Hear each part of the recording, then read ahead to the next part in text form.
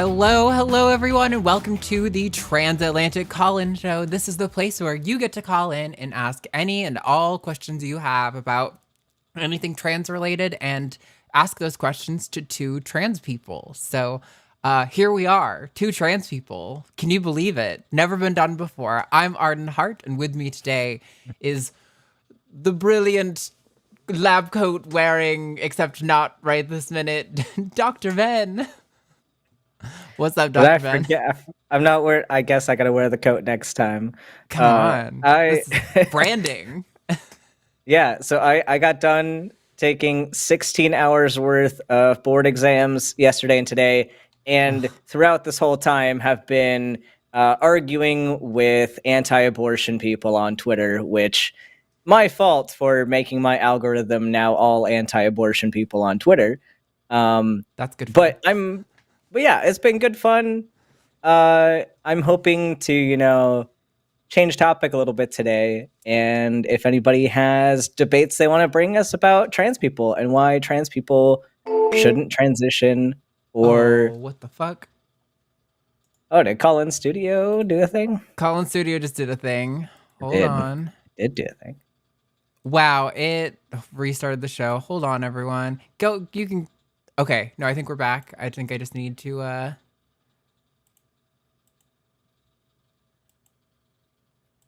Ready to connect. Click connect to show now. You are connected as the host. Shut up, Call-In Studio. All right, we're good. We're Gucci. We're back on. If you were on the line and you can hear me right now, please call back in case it dropped anyone. I'm so sorry that happened. I think that was my bad, but anyway, I interrupted you. Yes, you're taking all these complicated, difficult exams. Well, no, and just arguing with people. And I'm here today on this show to maybe argue with more people. So I'm ready for it. If you want to tell us why trans people shouldn't exist or shouldn't transition or any number of trans topics, or you just want to tell us that you're attracted to only specific types of trans people and you want us to exist in very specific ways to make you happy, feel free to call in and we will probably disagree with you. But yes, I'm ready for this tonight. It's a shame because I think one of the callers was actually wanting to get into like what is gender dysphoria, and that is the call that seems to have been dropped by. Oh no! I refreshed a browser in a different window. I have two computers going. That's how I manage the show, and on the alternate computer, it ruined everything. I'm such a jerk. This actually wasn't a Bill's thing. Jimmy did refresh our Call-In Studio minutes, so. We don't need to roast Jimmy for his mistake that affected us last night. No, we should be good for the rest of the show now.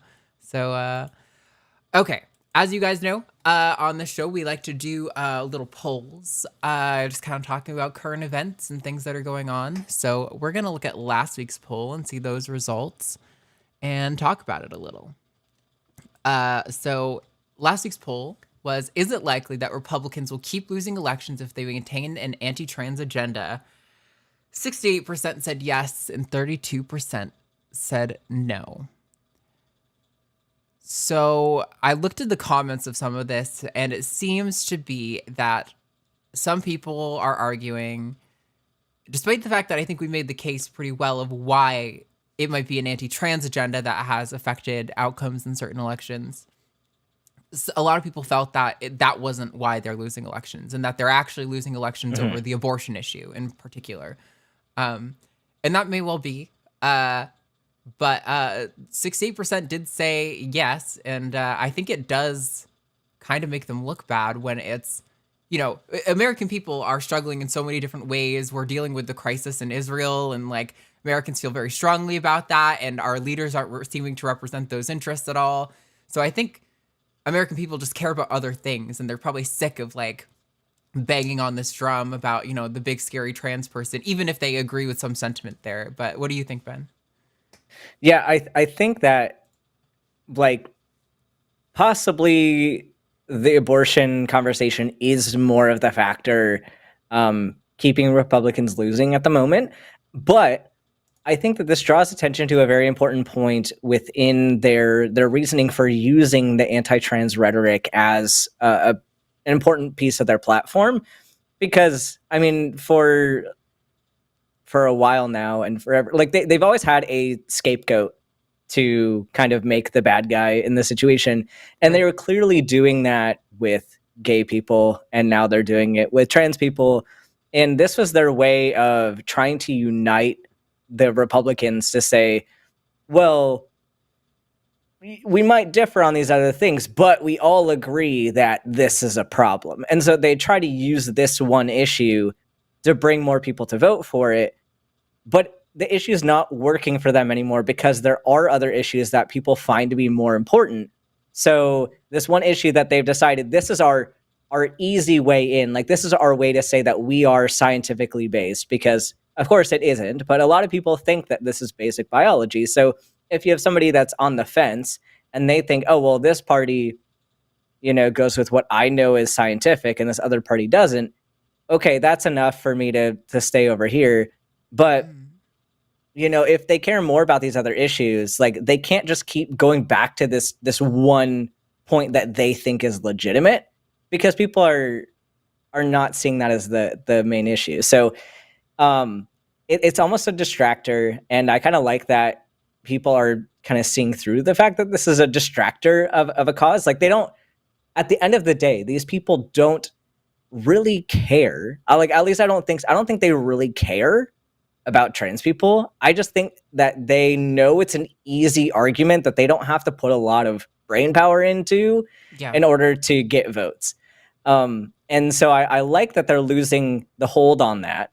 But I think that, maybe they'll find the next group to do that with. I think they'll keep using trans people in this way, but I don't think it has the same hold on their community as, like, if they abandoned the pro-life movement, they would get a lot of these people back. But then, I don't know. I think that's more the key issue, but I think all of this is kind of interwoven. Yeah, I would super agree. Yeah, because so the people who are saying like, oh, I don't think it's the trans issue that's making them lose, it's the abortion issue. I think you're absolutely right that it's like multifaceted. If they drop the abortion, yeah, they might get some of those people back, like you're saying. And I think, we're not at all implying that their anti-trans rhetoric is the only reason that we're losing. There is just a observable trend that politicians who specifically really focus on an anti-trans messaging campaign have lost their elections. And so, is that a trend? Is it because of the, I imagine it has to be in some degree related to the anti-trans thing, but maybe it's not at all. It is interesting. So let's look at this week's poll.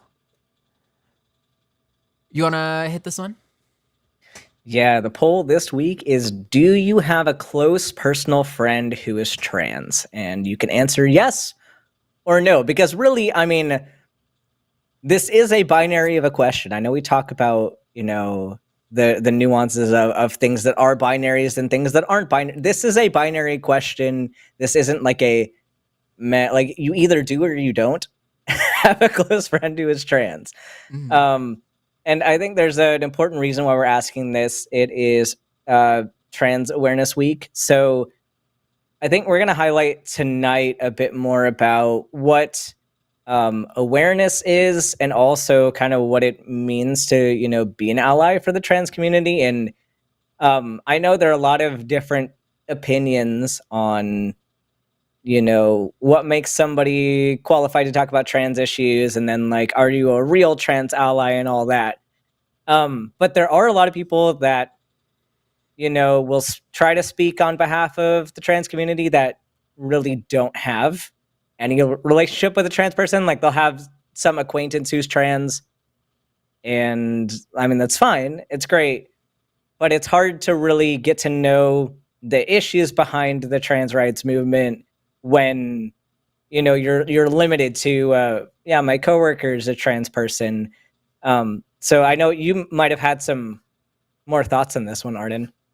Yeah, I think that last bit you said is kind of a big thing I was thinking about. Like, I think when we look at polls about like, do you know a trans person? I think more people are indicating that they do know a trans person in their personal life, but I think a lot of the time it is just that. It is like a coworker or someone in passing who they might not necessarily have a close personal relationship with enough that they can like really deeply empathize with what causes, trans activists are fighting for. And since it is Trans Awareness Week, I thought that this could be an interesting question to know, a good portion of our audience doesn't watch Takis. Not, I'm saying our audience, but I mean the Line's audience. The biggest draw we usually have is like the Sunday show and the hang up. So I think hopefully we'll get a lot of cis respondents who might indicate, whether or not they actually know a trans person or not. I'm suspecting it's going to be majority no, but probably a lot more yes than most polls, because we do have a pretty left-leaning, trans-inclusive audience.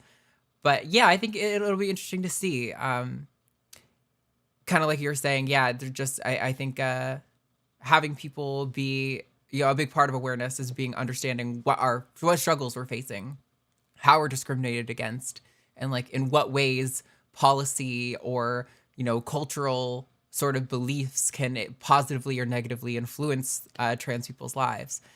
But yeah, so I thought that this would be a good idea for us to talk about this, especially considering, it ends in Trans Day of Remembrance, which is when we remember the lives of people who were, I believe it's specifically murdered due to transphobic hate or unalived due to their own self struggles.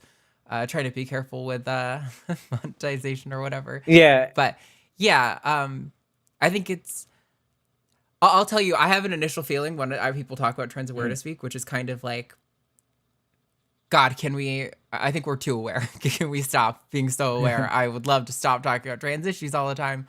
But the reason we're talking about trans issues all the time is because there's a lot of misinformation about trans people and trans lives and the things we're advocating for, and a lot of misrepresentation. And so I think it is important to continue to hammer on this drum, as frustrating as it can be from the perspective of trans people who are like, God, just leave me alone. Let me live my life. Right. Yeah. And going along with that too, there's a lot that go on with being a trans person that we don't openly verbalize because it's either not relevant or just it's so outside of what people really understand that it just wouldn't make sense to talk about.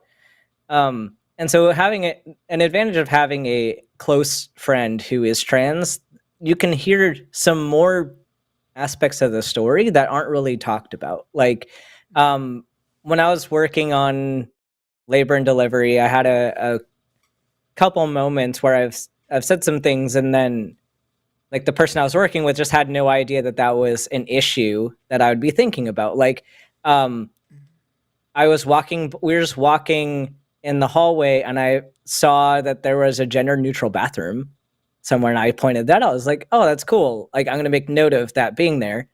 And then we had a conversation about, why that's so important. And because they didn't even think about it, and explaining kind of my perspective of what goes on in a men's bathroom and why it's such a hostile experience and why I'm terrified to be in there with other people. Like, it shows you a side of it that people wouldn't think about. And from the flip side, there are stories that I hear from trans women that like I wouldn't even think about because I've never spent a day living as them. And I think having the awareness of each other's experience and knowing that my own perspective of what somebody else is experiencing every day is probably not completely accurate. Like we go into the media very well composed because we have to present ourselves a certain way to the public to get them on our side. Right. But it's often like we're often presenting ourselves in a way that's like, not to say it's not accurate, because like we are a strong community, we are well composed people, we are very capable people, but like certain struggles that we face, we don't talk about as openly because of stigma associated with it, or because it might hurt the cause more to talk about it. And so I think that having more of these like cross-cultural conversations, I guess, is really helpful. And I think I kind of wish we'd be more open in the future to having more of these raw conversations. But in the meantime, like, I highly recommend, I mean, don't just like seek out a trans person and be like, will you be my friend? Because that's like, you can like ask them to be your friend, not just because they're trans, like because you like them as a person, but don't just be like, especially don't go to like a dating website and be like, I'm looking for trans people to be my friend, because there are people that do that and that's weird. So don't do that. Gotta check off my bucket list of token friends. Yep, got a trans one. Right. Nice. Catch them all. Yeah, so you guys can go to the community tab and vote on that poll, and we will talk about those results next week. I'm looking forward to, I don't know if I'm actually, you know what? Before we take this first caller, which it looks like that's the person who wanted to talk about gender dysphoria, they called back, so yay. Let me go through the announcements real quick. So while Takis is objectively the best show on this network, there are other shows. If you really have to, like, you can indulge them with some views. For example, is the Sunday show, which premieres on Sundays at 2 p.m. Central Time. This week, that's going to be with Jimmy Snow and probably Matt. We may or may not be at a reptile convention. Hopefully we'll get back in time, but we're going to see. Monday will be Skeptalk with Forrest Valkai and Gordon Walker. Tuesday, 6 p.m. Central Time, is Dying Out Loud with Dave Warnock.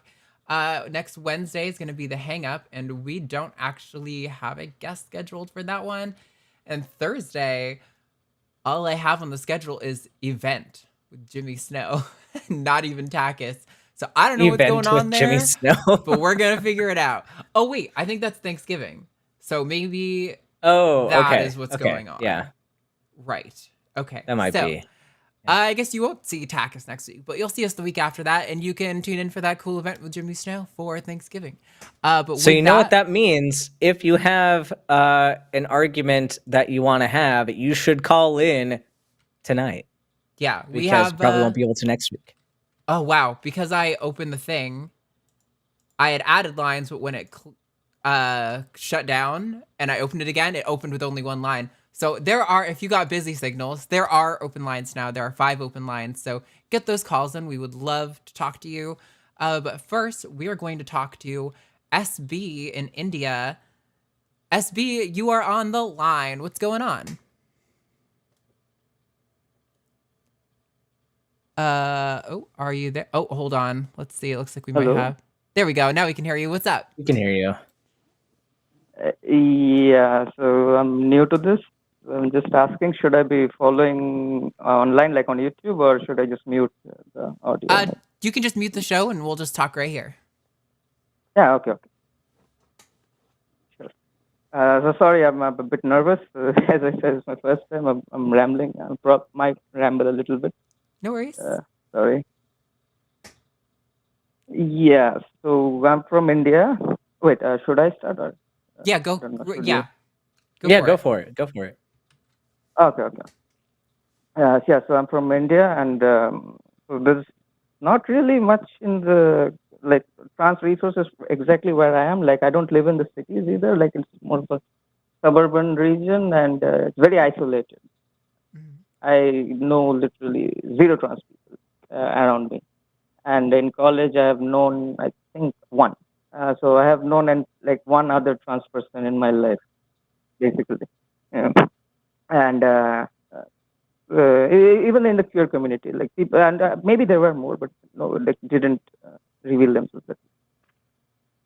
Anyway, so I wanted to ask because my entire conception of trans has been over the internet. Like I've watched like trans like content creators, for example, or browse Reddit, like Abigail Thorne, or like previously Oliver Thorne, Abigail Thorne from Philosophy Tube, things like that. And of course, you guys, or sorry, I don't know if I should say guys. No, that's fine. You guys is good.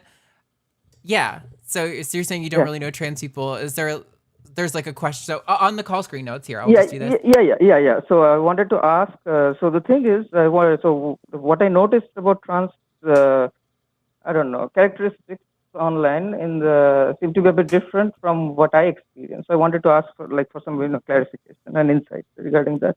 For example, the gender dysphoria thing. So I want to be a woman. For example. Like I really desire a woman's body for myself. I want a woman's voice for myself. for example. But I don't hate my male body. I am fine with it. I mean, I would prefer a female body, but this works. But that's not what I generally see online. I mean, I have not seen it at all, mostly, like especially on Reddit. I wanted to ask if this is also like a spectrum of weak and strong dysphoria. Yeah. And I wanted to ask, the second thing I wanted to ask was, so I like to consider myself a feminist, and not just feminist, like progressive in general. So I hold the idea that gender is a social construct, right? Like in the sense that men and women behave in a certain way which society has historically deemed acceptable, and that's not always good. And so when I want to be a woman, what does it mean? Like, do I also associate myself with those gender roles predetermined by society? Because I see that a lot, like on Reddit forums, for example. There'll be people talking about how they're trans and they have felt tomboyish, for example, or I've heard the term butch or top and bottom. Those are more sexually charged terms. But yeah, I've heard these terms, which all seem to have this notion of adhering to this traditional labels to a certain extent. And I don't really understand how to reconcile with that because I don't feel that at all, like in my case. I mean, I'm not saying I have a problem with it. Like I wear makeup, I wear female clothes, but I don't see how that is a part of my identity as a woman. Like I wear male clothes and female clothes. I wear makeup or I don't wear makeup. Generally, I'm lazy, but that's beside the point. Yeah. So I think if I can jump in, SB, Yeah. I think you're getting at a point that I think a lot of trans people struggle with, and I think it's a big reason that a lot of trans people go through a period of thinking, well, those people might be trans, but I'm probably not trans. I mean, like, do I really need to transition? I think every trans person probably goes through a period of reconciling with, if you believe that, gender is a social construct, which gender is a social construct, you're right. The clothes you wear, the makeup you wear don't necessarily make you a woman. And failing to do that doesn't, exclude you from being a woman. I think that identity is obviously it's an internal thing where you're reconciling with how you view yourself. That's kind of what we mean when we're saying self-identify as a woman, right? A lot of people think that when somebody says they're self-identifying, that it's like a magic wand. I self-identify as a woman, poof, now it's happening. Whereas really what self-identifying is it's like a analysis of like your sense of self and how that interacts with culture and what your beliefs about what it means to be a man or woman are, or neither, and how that interfaces with how you want to express yourself to the world. I'm a firm believer that, like, while it is good to deconstruct the things that we're taught about gender and like what it means to be a woman, what it means to be a man, that I don't think you should punish yourself for holding those like values. Like, for example, I have long hair, right? And I don't think women need to have long hair. I don't think that having long hair is what makes me a woman.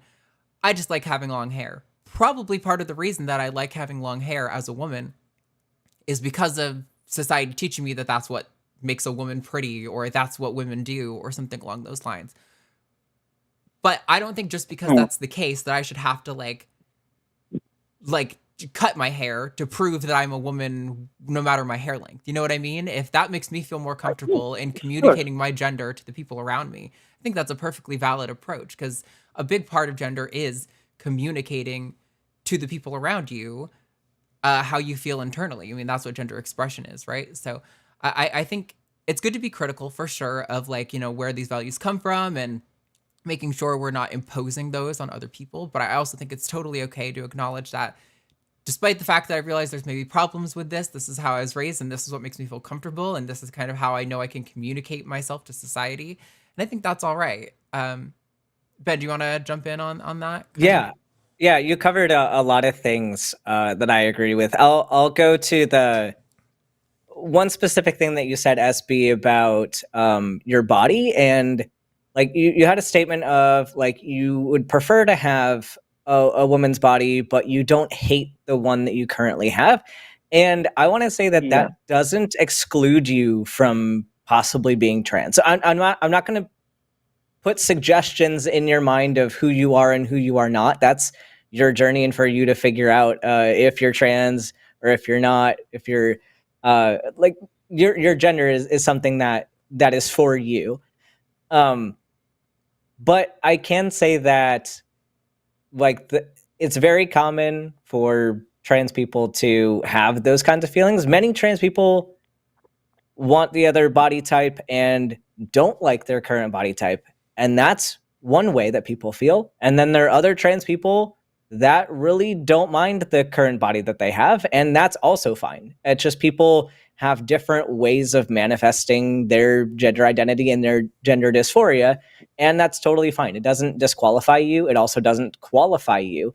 And I think too, like when we're thinking about trans identity, there aren't strict criteria other than like a gender identity that's separate from the one you were assigned. Like that's kind of the basics of being trans, but everything else is kind of flexible. Like you don't have to meet these strict criteria of like, oh, you have to want this anatomy, or you have to have these procedures, or you have to have this personality and this presentation.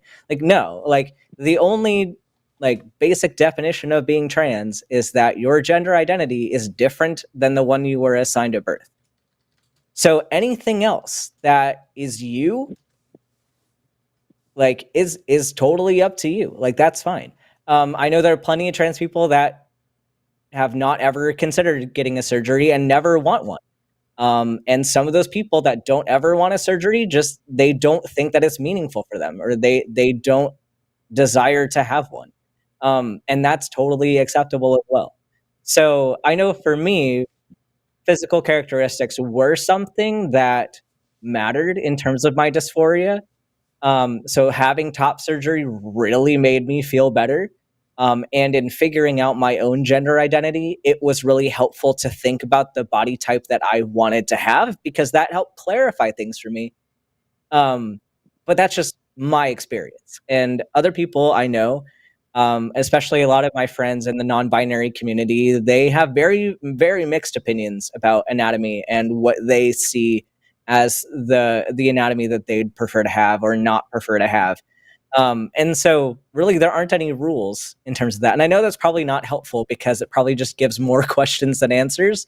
But I'm hoping it at least gives you some freedom to explore a bit and not think that you can't be a woman if you don't hate certain anatomical features. Does that make sense? Yeah. No, I wasn't. I wasn't wondering if I shouldn't qualify per se because I don't hate. Because of course the thing is, Arden, I think phrased this very like a nice point about this internal, like I think mental identity of like my identity as identifying as a woman. So I'm struggling with coming to terms with what it means as like what does it mean? Like if I like when I didn't think about it, like a few years ago, when I didn't even realize I had these urges, when the like so I didn't even bother, and my default state was that I was a man. I didn't think about it, but that was the default I had. And now I want a female body, and I want I want to be like looked. I don't know. I want other people to think I'm a girl, basically, or like a woman, basically. And nothing has changed in my mind, right? Like other than that, like I haven't changed myself because like I didn't consider that change to be significant to my identity. So I have shifted without actually shifting in a way. Like I'm trying to come to terms with that. Yeah. I think a lot of trans people experience something similar because I hear some people talk about this notion of gender apathy, like not having strong feelings about gender. And some people talk about gender euphoria, where if they get gendered correctly, it makes them feel really good. And I feel strongly that I get dysphoric if people refer to me as a male, but I don't really feel like euphoric being referred to as a woman. It just kind of feels like, okay, yeah, that just feels normal to me. And I think a lot of trans people will go their whole life before transitioning. And this is how a lot of people, before information was easily accessible about trans issues, could go like 30, 40, 50 years or more not realizing they're trans because they're like, I might kind of wish somebody would say I'm pretty instead of I'm handsome, but it's just kind of like not even a thing. Like you think like, oh, this is my body. This is, how people are referring to me. I'm just interfacing with the world. It's not even like a question in your mind. But once you become aware that there is an option there of, whether or not like I don't necessarily mean, I'm not trying to say that being trans is necessarily a choice for everyone, but that like expressing and identifying yourself, you don't have to stay a man forever. If you feel like being a woman would make you happier, that is a pathway that you can explore. I think I think that just that knowledge for a lot of people can trigger feelings that they didn't realize were there. And we're probably there the whole time in retrospect, but I mean, it's also difficult because you don't want to go sort of like retconning, your own life story. I think that's a fear a lot of trans people have, is that they have to like go find the stories back in their past when you don't really have to do that. But I think it's totally okay if you went through a lot of your life not realizing, and now that it's kind of a question in your mind, it's something you actually have to wrestle with more. And I think we've given the same advice to a lot of people in this regard, that like, I think trying to identify whether you're really a woman or whether you're really whatever is kind of a wasted effort. And really what you should be doing is saying, I think being called she, her would make me feel better. I'm going to start asking my friends to use she, her pronouns. I think getting laser hair removal and removing my facial hair would make me feel better. I'm going to do that. And if along the way you just kind of find yourself fitting into and identifying as a woman, then great. Then I think you've kind of solved the problem. But if it's just like, I'm kind of non-binary and those things just made me feel a little bit better in my body, that's also okay. There's no destination that, like Ben was saying, that you necessarily have to land on. It's just, I think, an opportunity to kind of explore what would make you feel better in your skin.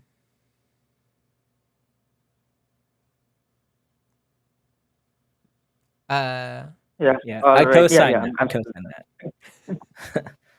Cool. Just that processing. Yeah. Sure. Just no. Yeah. Yeah. That's a lot to go through. Tough. Tough to come to terms with it, to decide how to go about. I've considered hormonal therapy actually. I'm just trying to come to terms with philosophically before I do it physically, and that's where the problem lies. Yeah. Right, so I agree with Arden, and taking the smaller steps is going to be helpful, because like in trying to face the big scary issue all at once can be very intimidating and almost limiting in a way, because you get that imposter syndrome of, am I really a woman? Am I really a man? And like, I agree with Arden, and taking it small, like just taking the little pieces. And then when you get past a few, you kind of look back and you're like, okay, well, I have enough of these pieces put together that it's pretty obvious. And now this task that seemed like a mountain not too long ago seems like I've already climbed up half of it, and I didn't even think about it. So I'd recommend doing that. Like, don't worry about just staring at how high the mountain is, and just take little pieces at a time, and you'll get there. Okay. For sure. Thanks, guys. Sorry, I have. Yeah, thank you, people. No worries. Yeah, thank you for calling us. Hopefully that was helpful. Is there anything you want to add? That was actually helpful. Perspective shift also. Yeah, thanks. No, go ahead. Oh. Go ahead, SB. I wanted to hear what you had to say. Yeah. The perspective shift of, it's kind of like, I don't know, somewhat navel gazing, I guess, to a certain extent, of figuring out identity philosophically. Like, I guess I need to shift up my perspective and maybe realize it's just some sort of it's maybe some sort of a biological need, like a mental, like a psychological, biological in that sense, need I have, and it cannot be rationalized in the sense, like why, like trying to rationalize how eating food, for example. I'm trying to think of it like that. Like, you cannot rationalize that. There's nothing to rationalize there. Yeah, I mean, it's kind of, it's with a lot of like similar things. It's hard. Like, for example, I think depression can be like a good example to sort of correlate this here. When you're feeling like bad, do you have depression, or do you have maybe like bipolar depression without like manic phases? Like there could be a number of things that you actually have, but really what you know is that right now you're feeling, either like hopeless or low energy or something like that. And so it's kind of better in a lot of ways to say, okay, what can I do about those things, rather than try to focus on like what is the category that's going to make it all clear, and then I can just blaze forward once I know. Like I think that is something like navel gazing is a good way to put it. You're going to spend all your time doing that, and it can really be a wasted effort. Whereas it's a little bit easier to sort of just address the things that you do know now and that you can approach now, which would be like, pronouns, whatever sort of transition steps you might want to take, or clothes or makeup or whatever, and just kind of go from there. I think the things do sort of naturally fall into place. And also, you don't have to commit to a label. Like if you think right now that you're probably a woman and you roll with that for a few years, and then in a few years you're like, I still think that's probably not quite right. Maybe I'm non-binary. That's also okay. There's no law saying once you pick, you have to stay on a team or anything like that. Yeah, that's for sure. It's just that I like, the physical aspect of wanting a female body. That's what veered me towards the transgender idea in the first place. Maybe it's got to do, I don't know, might be non-binary. I'm not sure completely.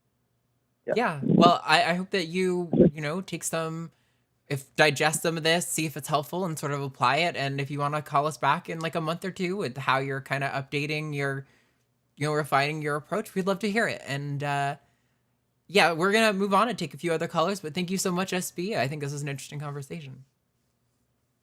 Thanks for the perspective. Yeah. Bye now. All right.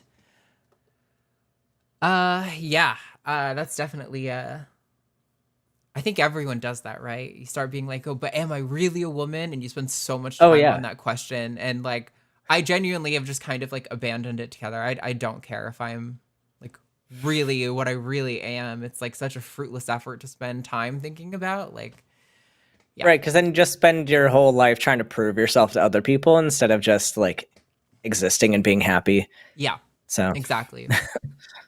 All right. We have some other callers on the line. I think this next caller wants to talk directly to you, Dr. Ben. All right, let's do it. We're going to bring in Alan in Washington.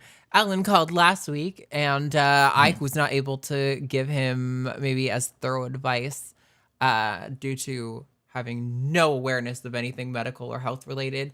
But maybe Ben will be too strapped by stringent medical rules about advice giving. I don't know. We're going to find out. But Alan, welcome. You are on the line.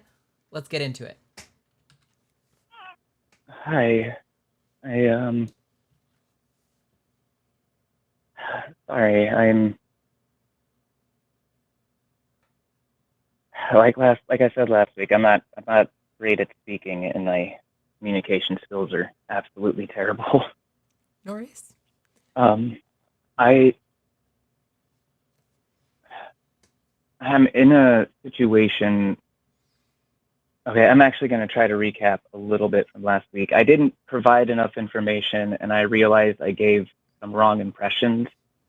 When I reviewed the call, I guess I had given the impression that I had come out to my doctors, and that I had also come out to my family, at least to some respect. I hadn't actually come out to anyone until calling last week. And in fact, sorry? No, I'm sorry. Bad habit of saying okay and yeah and understanding while someone's talking to try to affirm, but it's annoying and I shouldn't do it. Go on. No, you're fine. But yeah, I used my call last week to come out to my parents, and they were more than supportive, which is good. But unfortunately, they agreed that for the time being, it would be best to not tell the rest of the immediate family. And then I suppose when it comes to the medical side, because I haven't come out to my doctors, or the reason that I haven't come out to my doctors is because there's just been a long history of them not listening to me until I end up in the hospital, or something ends up requiring surgery, and this has just been a repeating pattern, and it makes me scared to even kind of talk to them about this. Can you fire them? I wish. You fire your doctor? And by really I wish. mean, like, you have it, like, because the only reason I ask is because, like, are you limited by availability? Are you limited by insurance? Like, because, like, as a patient, you have rights. Like, you have the right to fire your doctor, and they have to set you up with somebody who can provide you the care that you need. Like, and it can be for any reason. Like, you can fire them for the simple reason of you just don't like their personality. You can stop seeing them for whatever reason you want. But I'm wondering, is there a different, like, financial reason why you wouldn't be able to fire them? And that makes sense. It's the way that my healthcare works where I live, at least the service I'm going through, is instead of having like a centralized doctor that you really go to, you kind of have like a primary doctor that's assigned to you, but for the most part, you're just kind of seeing whoever's available, and everybody just kind of intersparsely communicates, and it makes consistency not. Is that the system within the office, or is that the system within, like, the entire network? Because, like, if that's the office, like, you can leave the office, and, like, is there a barrier to you finding a different office entirely? I'm afraid of my insurance kind of being the barrier, because at least in terms of my other, at least in terms with a lot of my other health issues, many of the barriers I've run into have been directly from insurance, just deciding that despite all the evidence pointing to my needing the care, they would just reject it. And right. But this is for a primary care, right? So they should have multiple people within network that you could say, hey, I don't feel comfortable with this office. I would like a different one. And, like, your specialist should still be the same. Like, if you have some complex things going on, your specialist should stay the same. It'd just be your primary that would change, right? I know that's getting into the weeds of like the business of healthcare, but, like, my point is, like, there are things that you hopefully can do if you feel like your particular doctor or office is not helpful and you're afraid to disclose health information to them. That's not a good professional relationship. So it's, at the end of the day, it's not going to be safe for you.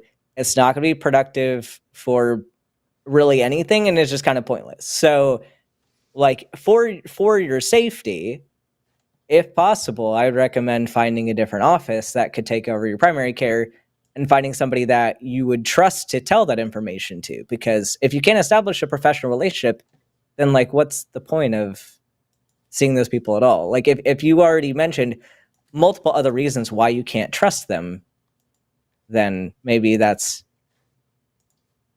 not a place you should go. And but anyway, I don't want to spend too much time talking about insurance and things, but I'm just like, you're fine. And it might sound like I'm coming across like a little bit harsh, but, like, I want to make a point that it's very easy to look at situations and sit back and say, well, this is just a shit situation that I can't do anything about. And it might be.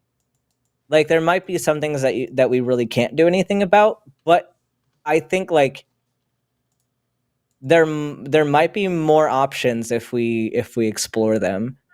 But I think you had maybe a different specific question that you wanted to bring up with regard to your transition situation. If I understand. Just like still on topic with what we're moving to, and just still slightly on topic with what we were just on.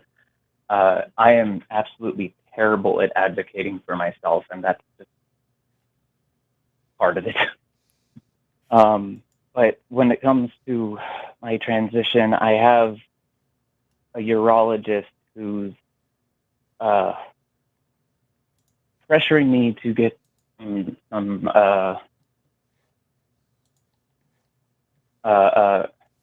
he's calling it corrective surgery to my regions between my legs, but I don't really want that unless it's related to transition. And from what I'm reading,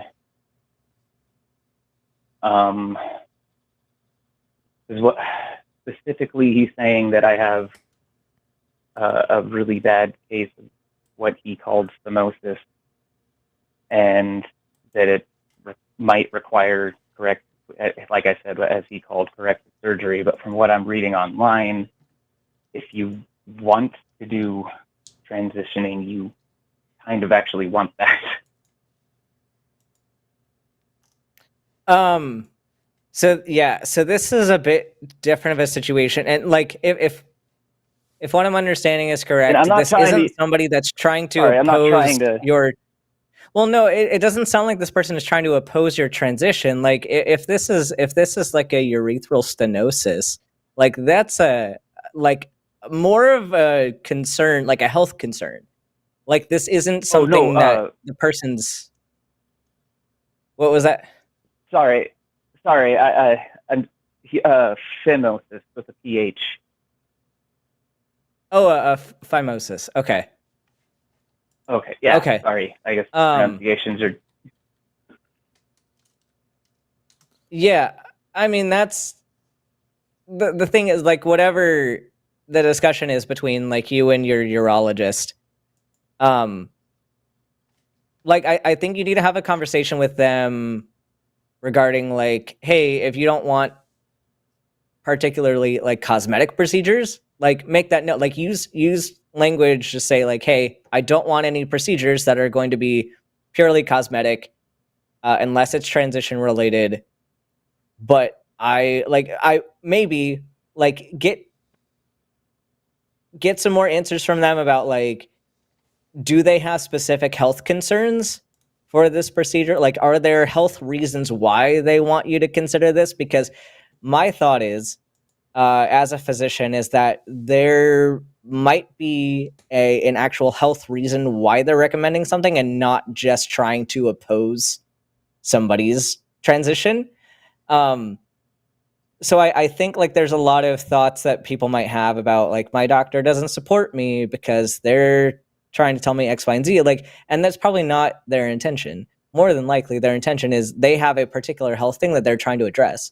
And at the end of the day, you have the full right to say, yes, I'm okay with that procedure, or no, I'm not okay with that procedure. Like, it doesn't matter what it is. You have the full right to decline any medical procedure. I don't care what it is. Like, you're allowed to decline a blood transfusion. You're allowed to decline CPR. You're allowed to decline anything. So probably have that conversation. Like, the most advice I can give you is have the conversation with your doctor and try to reach mutual understanding of what the purpose is for the procedure they want you to get, and then making it clear, like, hey, I don't want a cosmetic procedure, like, or here's are the things that matter to me. These are the things I don't want to happen to my body, and like try to have that conversation. But like, I think you need to have a conversation with them. And I know it sounds like you've got some anxiety about talking with them about that. And you don't even have to bring up transition as part of it. You can just say, I don't want any cosmetic procedures. And like, they're going to have to work with you on that. So My recommendation, without giving like actual medical advice, is to have that conversation. Right. And I'll definitely have to figure out when and how to do that. I do have one final question in the medical field, though. I've already had one back surgery that I never quite recovered from, and they're talking about potentially doing a second one. And this is on top of another condition called gastroparesis, where I effectively don't digest the food that I put into me. This is the main thing that worries me, is I don't know if I'm going to be healthy enough to do more than just like hormones. I can't really answer that question. All I can say is, like, if you want certain transition steps, like, you're going to have a risk assessment with the physician that is doing the care. And different people are going to have different thresholds of what they're willing to do with somebody. And that makes sense. Yeah, so that's something I think you're going to have to find specific people and like have a consult with them and bring forward your medical history and say, hey, this is the thing that I'm wanting to do. What options do we have? And they can work with you. And if somebody doesn't feel comfortable, you can say, hey, can you point me to somebody who might be more comfortable doing this for me? And hopefully they can find somebody who is. But yeah, it's something that's, I can't really tell you yes or no over the internet because I don't know you. And I'm not a surgeon. Right. So right. So that would be my recommendation. I'm also not trying Find people to that use you'd want to see doctor, and ask so I apologize. Sorry. Yeah, Arden, do you want to weigh in at all? First, if you heard me chortle just a second ago, I had nothing to do with this. Somebody said that my microphone looks like it has eyes, and it made me laugh. But the only thing I can really say is that while I definitely empathize with you, yeah, right. Well, I definitely empathize with how difficult the situation must be. I don't know that there's much that we can do on this show about it.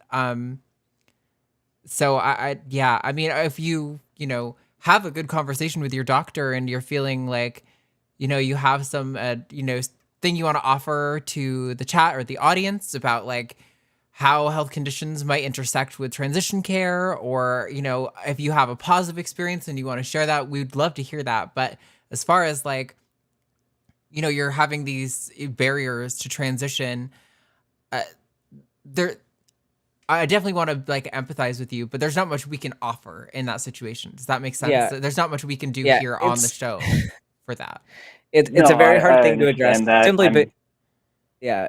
It's hard to address simply because it's like there's no black and white answer in any of medicine. It's all a risk assessment, and we can calculate the risks and we can say, yeah, that's a risk I'm comfortable taking responsibility for, because I mean, at the end of the day, it's not just the patient safety on the line. It's also like, I have to own whatever I do. And like, I have to know that if I hurt somebody, that's on me, and I could potentially cause them death and very serious harm that they can't recover from. So it's going to come down to individual preference, and like, it's not going to be a black and white, like, no, you can never transition, or like, yes, you absolutely can. Like, it's going to depend on what is your risk and who is comfortable with taking ownership of that risk. So I wish I could offer you more, but that's ultimately the reality of the situation.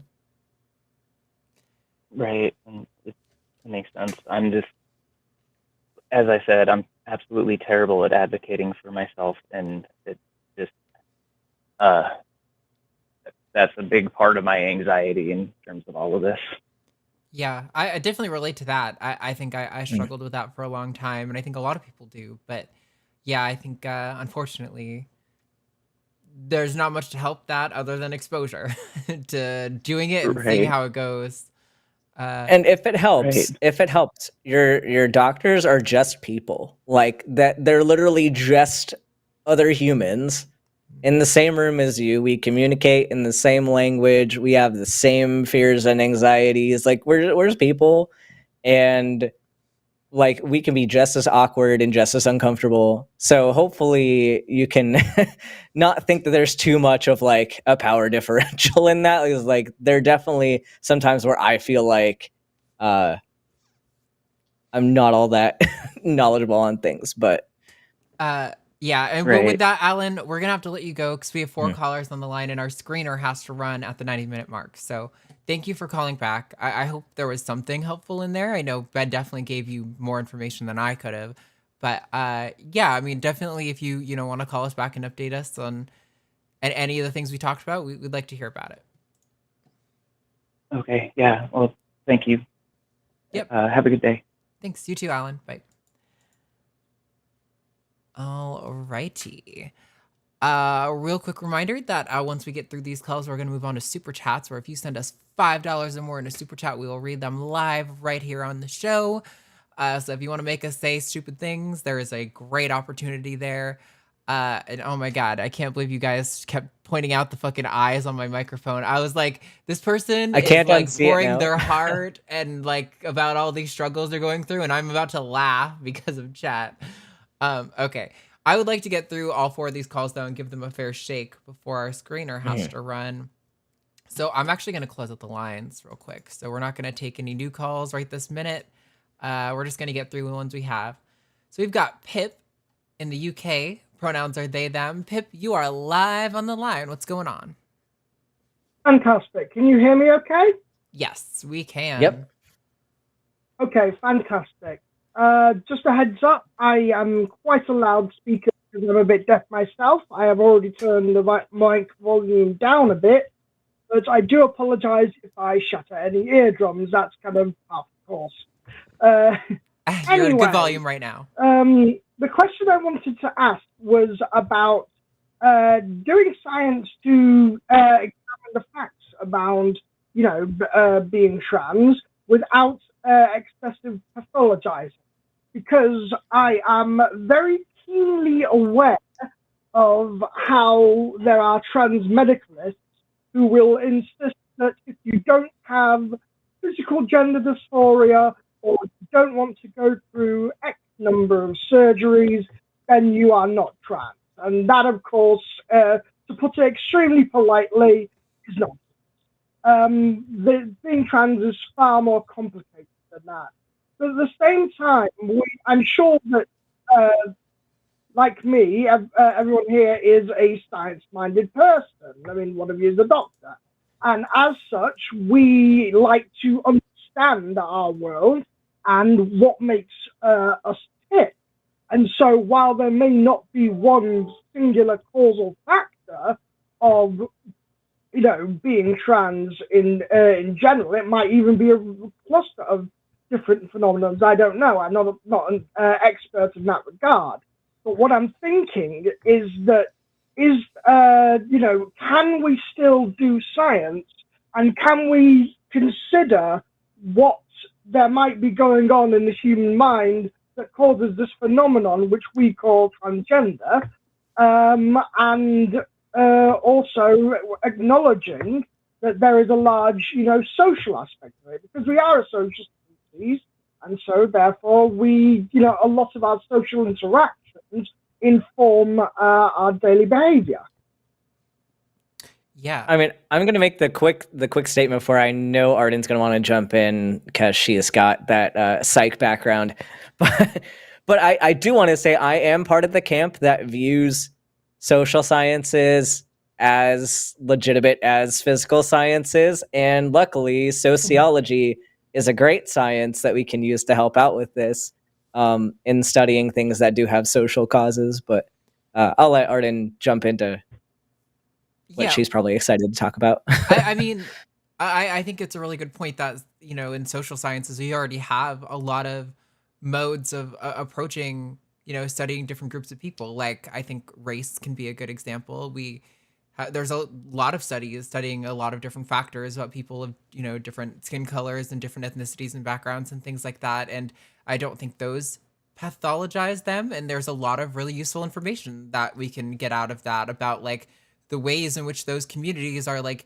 uniquely discriminated against, or like the ways that, society might be biased in certain ways. And while that might not necessarily get to like, I think obviously there's a difference when you're talking about race, because that is like just a genetic factor of their skin color. And you're talking about like kind of the origin of trans identities to some extent. Yeah. But while I don't know that we could meaningfully identify what it is that makes someone trans, I think there's still a lot of really useful information that we could get out of observing trans people as a group. But yeah, I don't know that I'm convinced there is necessarily a way that we could identify specifically what makes someone trans, specifically just because the brain is a very dynamic thing. I think we have a habit of because we know from, certain popular like psych materials that like, oh, this brain region is associated with this sort of thing, or like the prefrontal lobe is associated with like planning and, sort of that metacognition sort of thing. And this area is associated with language. We think that like the trans part of you lives in a part of your brain, or the gay part of you lives in a part of your brain. If you like cut it out, like boom, you're cisgender now or something. And that's not really how it works. Like brains are very dynamic, and like you can have, parts of your brain removed, and your brain will remap those functions to different areas. So I think it'd be pretty difficult to identify like the origin of transness. But what I think we probably will see in the future is things like, oh, we know, when we've already done this to some extent, like, I think it is like the last child has like a statistically significant higher rate of ending up gay or trans. Or like it's like maybe like the last male child in a series of several or something like that. I don't remember the exact data, but I had read some study that was something like that. We'll probably see correlative stuff like that, where it's, oh, mothers who are in these sort of environments or whatever might have higher risk of, risk, because that's terrible language, but or higher incidence of like queer identifying kids. But still, even then, you're gonna have plenty of people who were also in those environments who had straight cis heteronormative children. And so it's like clearly there's a multivariate thing going on there. And I think it'd be nearly impossible to pin down exactly what makes someone trans or what makes someone gay, because so much about identity and sexuality is, as you pointed out, very wrapped up in sociology and our interactions with people. And because, as a social species, a lot of our biology is, for lack of a better word, designed around being prepared to like encode for certain things with regard to social norms and all of that. So yeah, I think I definitely see correlative stuff being possible, and stuff that, would help us identify like social biases in culture. But I don't know that I would find it realistic that we could ever find like a trans gene or a trans part of the brain. I think that's probably... Yeah, that makes a lot of... Sorry for interrupting. That makes a lot of sense. My mindset is that we are absolutely certain that conversion therapy does not work. You cannot bully someone into not being a certain gender or a certain sexuality any more than you can stop them from bullying them out of having 5 fingers, for example, unless, you cut one off, that's neither here nor there. And so my point, my thought process, rather, is that I think there is a good chance that there is perhaps a physical psychological basis for it of some description, but that it can tie in to a lot of social factors, and that it manifests as, say, a gender identity, when it might even be something, might even be just quirk of nature, and that it stems from a completely unrelated related subject. I could go on about, the concepts of evolutionary psychology, but that's a discussion for another day. And so that's just mainly my point, really, that I want to be sure that we can absolutely question these sorts of ideas and examine them through a neutral scientific lens, as in, this is the way things look to be, but not necessarily dictating the way things should be. So even if there was a trans part of the brain, hypothetically, someone not having that doesn't make them less trans. It just means that, they are trans in a different way, if that makes sense. Yeah. This makes me think of, when the research was sort of, it existed for a while, but it was sort of being popularized about the trans brains thing, trans women having brains that align more with their, the sex they identify with, and same for trans men. And some people were like, oh, well, maybe in the future, we're going to have a tool that can analyze that part of the brain and go, yep, it's, just like a blood test, we can identify that you are trans by that size of your brain. But I think the problem with that sort of thing would be, just like you're talking about, that there are going to be some people who have that and aren't trans, and there are going to be some people who are trans in a different way. And like, what if we take somebody who is 15 years into transition, they're totally happy and living their life, and then they get the test that they're not technically trans? Like, are we going to force that person to detransition, or are we going to acknowledge that the human experience is multifactorial, and that's okay? And like, this person isn't hurting anyone. They're living a happy, thriving life because their medical professionals followed the evidence at the time, and there's no reason to like force them to change the way they are. Yeah, I think it's I think it's something that will probably get studied only because humans have an insatiable curiosity to understand things. But I am definitely highly skeptical that we'll ever be able to really identify exactly what makes somebody queer. I mean, just like, we can't really identify what makes people's personalities the way they are. Like, the most recent model is like, it's like the ocean model, I think. And it's 5 different factors that are all in axes, 5 different axes on which somebody can theoretically fall infinitely many points between each pole on 5 different points. It's kind of how we categorize identity now, or personality. So it's like, something that's been studied for like over 100 years, we still barely have pinned down. We have a decent way of like understanding, like, okay, if this person falls in these things, like they have these correlated risk factors or whatever, but like, really, we don't know exactly what it is that makes someone the way they are. Just, we have a lot of good guesses and correlations and things like that. So, but it is an interesting topic for sure. I think a lot of people probably think about, why am I trans versus, my friend or my cousin or my sibling or whatever. What was it about me and my experience and my biology maybe that led me to be the one who's trans? And I think that's kind of like being, am I actually a woman? It's one of those questions that you can spend a lot of time thinking about, but really you're never going to know for sure. And so I think that's one of those things that ultimately you're going to have to just accept that it is an unknowable thing, and that's okay. And you don't have to know that to be valid or to live a happy, fulfilled life and stuff like that. Yeah, absolutely. I'm aware we're short on time, so I will just wrap up and say that my experience of being non-binary is a very social side of things. I feel social dysphoria from being shoved into the box that is my assigned birth sex being male.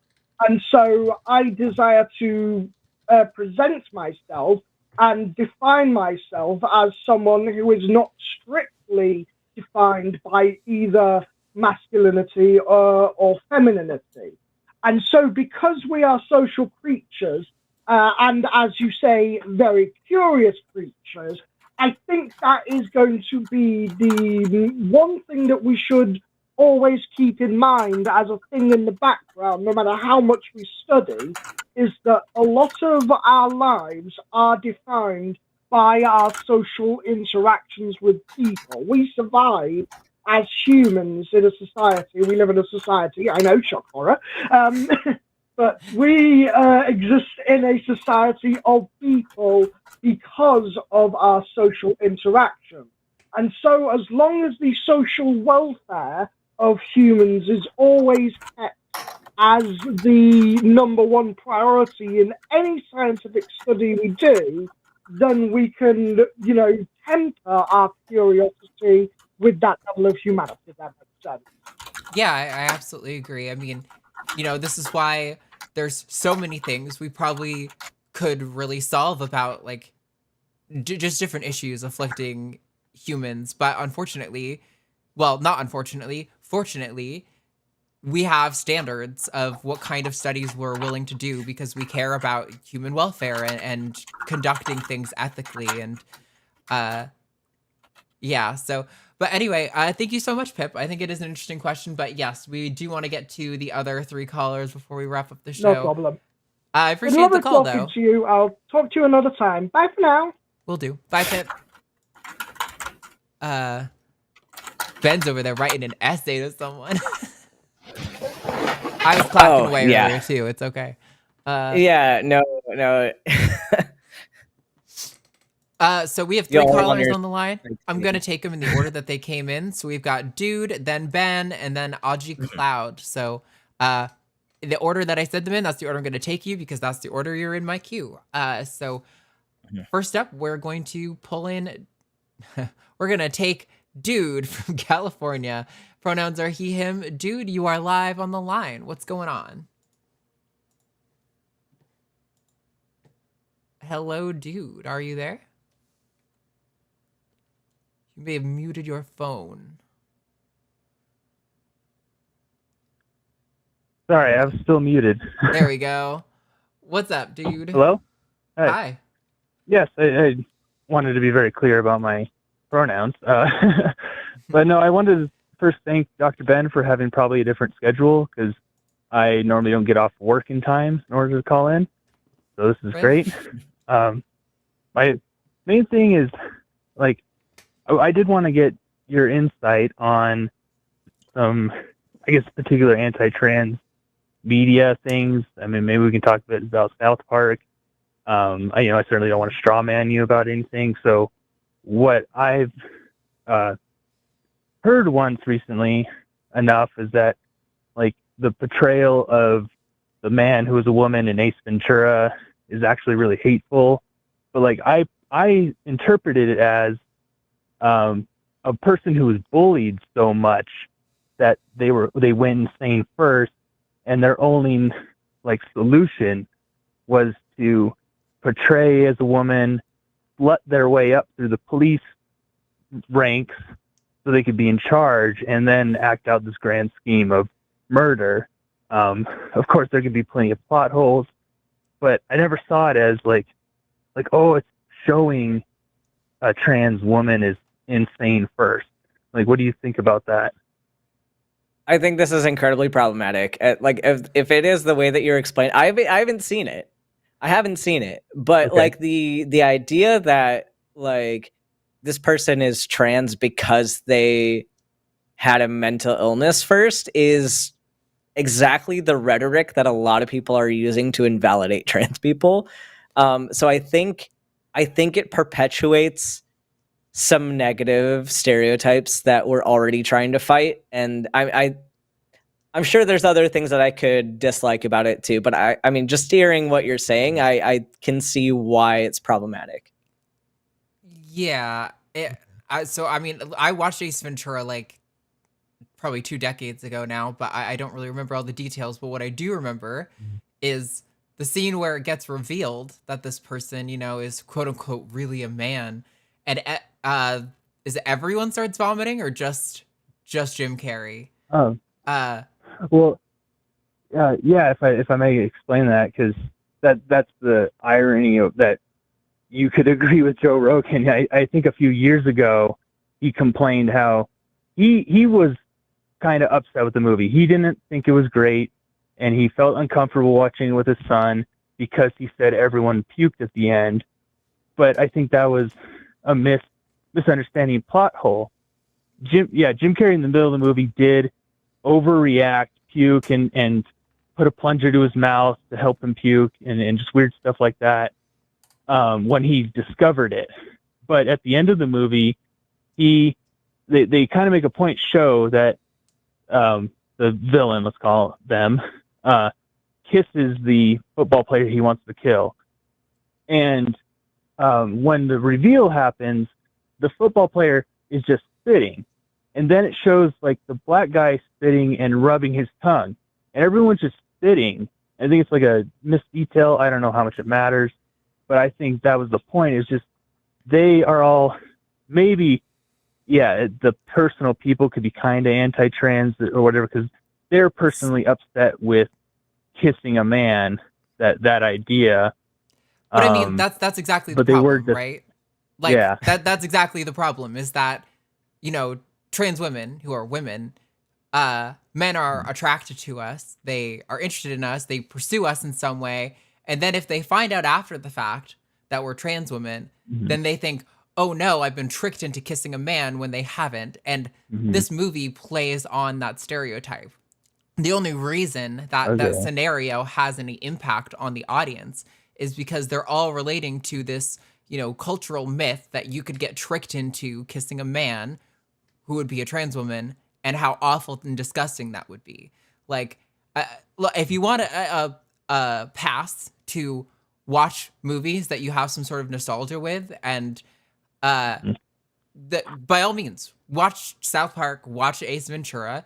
But I think you can watch those things, still enjoy the parts that are not problematic, and have a critical lens of the parts that are problematic. I think, I can still watch Harry Potter. I'm not going to buy new Harry Potter products personally, but I can still watch Harry Potter and acknowledge, oh yeah, that portrayal of the goblins is a little sus. Definitely has some anti-Semitic vibes, whether or not it actually is anti-Semitic, right? Like, I think you can enjoy the things that you enjoy in your life and still critically analyze them and accept that maybe, our culture is deeply entrenched in transphobic beliefs. It has been for, most of our history. And so a lot of our media is going to reflect that. And I mean, the South Park, it's a shame because I used to really appreciate the irony in South Park, of like, a lot of the times the awful things they say is because they're pointing out how ridiculous it is if somebody actually said that. But the anti-trans stuff in South Park is just anti-trans. I mean, there's no like, can you imagine how ridiculous it would be if somebody actually hated trans people that way? That could be really funny and really like socially impactful. But instead, they have a giant hulking man wearing a sports bra, dominating a sports competition. And that is the entire depth of the scenario. There's no like, oh, why can't trans people win? Is it so bad if trans people win a competition every now and then? Like, just because we win a competition doesn't mean we're dominating. Like, there could be a lot of good commentary in there that you could make a lot of really good jokes about, but instead the commentary is completely surface level. Oh, imagine if a big hulking man put on a sports bra and won a women's sports competition. And that is the entirety of it, right? So it's like, I again, if you want to pass to watch South Park, by all means, watch South Park. Just don't be uncritical of it. Like, be willing to engage with the fact that a lot of our media has transphobic stuff in it. For example, I think Jimmy Carr is really funny. I think part of his allure is that he says the worst things a human being could possibly say, and that is funny because he really does say all of the absolute worst things you can imagine a human being saying. And some of that gets read as transphobic, right? And maybe justifiably so. That doesn't mean that I don't think that he's not funny sometimes, but I can just acknowledge that, like, yikes, that joke definitely probably could have stayed in the drafts, but like, you can enjoy media without having to be uncritical of it. Also, the only other thing I have to add at the end of this rant is stop watching Joe Rogan. No, that's the thing. It's like, before he went off the deep end, I would watch some clips because of Neil deGrasse Tyson, and I came across this short bit where I just found it funny that Joe Rogan had a problem with the Jim Carrey movie. Like he didn't like the anti-trans implications. And yeah, I agree that it sucks that it was okay back then, or okay, right? It's never okay. And I guess the last thing I'll say about the Jim Carrey movie was, because everyone was spitting, that's how I interpreted it. Like, oh, he was flooding his way up. That's the only way in this reality he could quickly get to the top of the police department, is by getting everyone like sleeping with them or providing sexual favors. And like that, I think that was what it was trying to convey, is like, oh, no, we're putting a Band-Aid over the plot hole that and therefore it still leads to sexism things. Like, of course, that's the only way a woman could get ahead. And I don't like that notion either. I guess I'm just being like, semantics. I had never seen the South Park. I knew about the Randy Savage Macho Man kind of spoof, and I still, from what I understand of South Park stuff, I always thought too that whatever they show, it is the silliness cranked to 11. And so I thought they were like showing what all these idiots believe it's going to be. It's going to be literally Hulk Hogan, Savage Man, getting to the top of sports because they just say they're women. And I thought that was like still making fun of the awful like Republicans doing that. Not really in this situation. I think there's like some great examples. There was a South Park, I don't know if it was like multiple episodes or one, where like people came from the future and there was this whole like, they're gonna take our jobs, and they started being like, they started saying it in like a ridiculous tone because they couldn't stop saying take our jobs, right? And the whole butt of the joke there is how Americans have this like uncurable fear of immigrants and immigrants taking our jobs, even though, they often take the jobs that a lot of Americans like don't think they want or whatever. Regardless, the butt of the joke is the bigoted, xenophobic people in that bit. But in the South Park bit about trans people, it's absolutely not that. If you actually watch it, it's pretty much just straight up like actually leaning into sort of like anti-woke kind of notions about trans people. And yeah, I mean, like, go ahead and enjoy Ace Ventura, but I think you're maybe bending over backwards to try to make it sound not transphobic when it's probably just, an Occam's razor thing, I think you're adding too many variables to your thing there. It's probably just the case that it's actually just transphobic, and, that sucks. Okay. But it doesn't mean you can't, like, enjoy it and laugh at other parts of it and just kind of have an awareness of, like, yeah, this thing's kind of, there's some bad parts of it, but, it's a movie I've always liked, and there's this part that's good, so I'm going to watch it to enjoy that anyway. Yeah, I mean, it's good that I interpreted art the right way, in a way. I'm not remotely hateful, and I didn't believe any of those things were right when I watched it the first time, kind of thing. Or at least it certainly didn't change who I am, or mold who I am today. Because, yeah, I'm like really happy that you are doing the show, because like I've learned a lot. I will dox myself in the sense that I'm a straight man, and it's just like, yeah, I've learned a lot, and I like the show, and I hope to call back and have other honest, nice discussions. Gave me good things to think about and consider. Right on. So yeah, I enjoy Harry Potter too, and like I wish it wasn't created by an awful person. So yeah, likewise. Well, thank you so much, dude. I appreciate you calling in. I think if you're the guy that I see on Twitter all the time who also goes by dude, it's nice to hear your voice for the first time. Oh no, I stay off Twitter. Okay, different person. Cool. Well, you both go by dude, but anyway, thanks so much, dude. And look forward to hearing back from you in the future. I mean, definitely this conversation could evolve more and go into, we could talk about it again. So talk to you soon. Thank you so much for calling. Good day. Bye. All right. Ready to just keep cruising, take these last two calls? Let's do it. All Let's right. do it. Yep. We're going to take Ben, and then Audrey Cloud will be our last caller of the day. But for now, we've got Ben in New York. Pronouns are they, them. Ben, you're on the line. What's going on? Benception. Kind of convenient that it's the end of the show because I'm at work right now, so I also have to keep this short. Okay, cool. Perfect. But I'm pansexual, and I've been using the term gender fluid. I'm still really not quite sure. And in fact, I called a different show on the line a couple weeks ago with different pronouns like they, he, or something. But so I'm still figuring stuff out, very much so. And I'm working it out in therapy and stuff. But something I've been frustrated with in my experience that feels sort of non-normative in queer spaces is, well, to some extent, is that my perception and my experience of my own identity shifts periodically. Like, for example, with gender expression and gender identity, different presentations will feel like the right presentation at different times. Like, usually I'm pretty comfortable presenting what I perceive as very masculine, but then sometimes I will like really feel that I need to present more feminine, and it's just out of nowhere and I don't understand it. And then it's very frustrating when that goes away, because it's like, this was such an intense need and now it's gone and I don't understand. I've talked a lot. Ben, you want to jump in on this? Oh.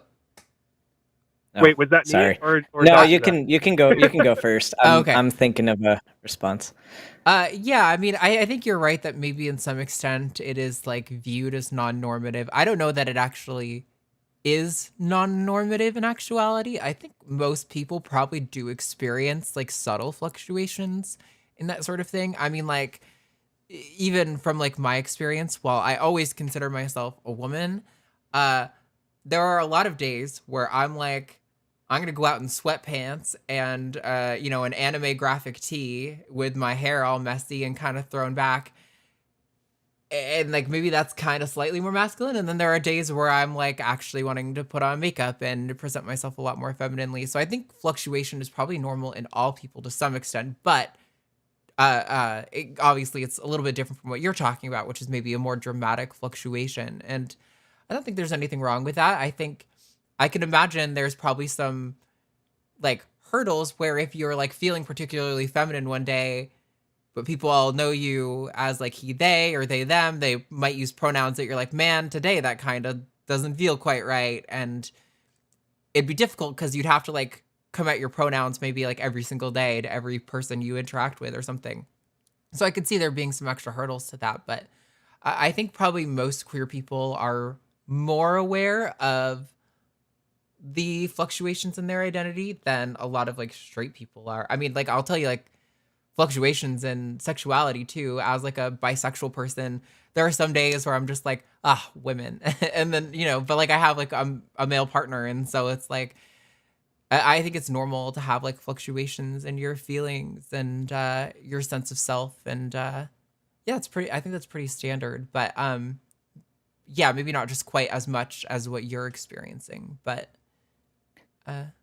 yeah, I mean, I think that like identity labels are very tricky because, like, as we talk about a lot on this show, it's a way for you to communicate who you are, like, to other people. But it doesn't, for the majority of people, there isn't a label that fully encompasses their identity all of the time. And so, I mean, a lot of us will adopt a consistent label because it's an easy way for us to communicate with the world. But if you really look at it, do any of us really fit that label 100%? And like, I mean, I guess it depends on who you ask. But I mean, I probably, like, there are definitely some days where I look at the label of man, and some days I'm just like, I don't really care about this label too much. And then other days, like, I really do want to use that label more, or like I really feel like I fit that label more. But I think, like kind of what Arden was saying, the majority of people don't strictly adhere to like one set of characteristics all of the time. But it's easy for us to communicate that way, and you probably experience more of that variability than some other people, and that's fine. It just might be different than other people's way of experiencing it, and I could imagine that would be difficult in the goal of trying to communicate who you are to other people when you're around other people that adhere to one label more consistently. I could see why that would be difficult for integrating within the rest of society, but I don't think that there's like necessarily a problem with that. I think like at the end of the day, the way we use labels is imperfect, and I don't know if there's a way to get around it, but the labels aren't necessarily great. So I hear what you guys are saying, and I appreciate that, and I think that's a really good point to bring up, that like, you know, you don't have to fit yourself into a box if that box doesn't fit you. My issue, and my partner is also queer. I'm a machinist, so you know my workplace isn't the safest place for queer people, but I'm lucky in that my current employer has been, or that the people that I work with have been very comparatively tolerant to other places I've worked. Anyway, my issue is more so that I don't really know how to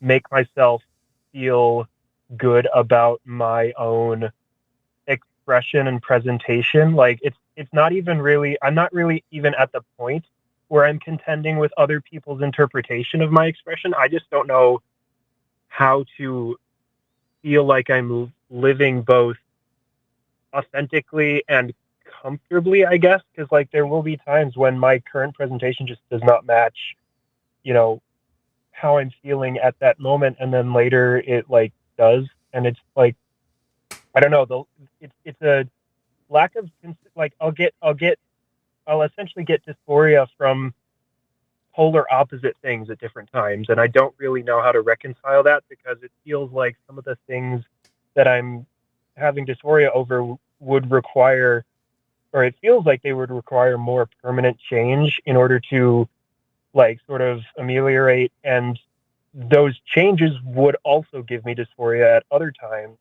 And I'm like, I'm not even sure if like gender fluid is the right label for me, like, because like with my sexuality, you know, I identified as a straight cis man until college. You know, looking back, there were definitely signs that I wasn't straight, but like I had no idea, you know. So it's possible that I'm trans and I just don't understand that yet, and there's some part of my brain not letting me understand it, and I'm just trying to, and this is something I'm dealing with in therapy too. I know you got like, you know, some of this may not be appropriate for the show, and just let me know. But yeah, there's a lot of stuff I'm trying to figure out right now, and I don't really know how to explore that. Yeah. And I just want to see what you guys think.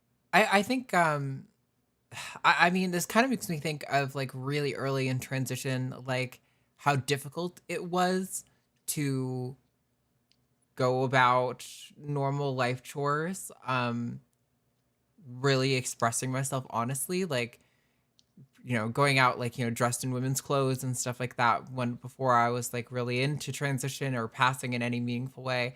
There was a lot of anxiety about like that, and I don't know if that's kind of what you're getting at, but I think when it comes to like finding ways of expressing yourself that align with your identity, I really think that's a trial and error thing. And maybe I'm off base here because, you know, I don't think you've really said anything that indicates one way or another on this, but it sounds like maybe you're not experimenting as much as you possibly could. And I think that can be helpful. Like, you know, I think there's a lot of anxiety from trans people and queer people who about experimenting, because I think there's risk for us, right? You know, if you go out and you think you know, you're feeling inside like, oh, I look ridiculous or something like that, there's a reasonable risk about, you know, anti, you know, queer sentiment from your the people around you or whatever.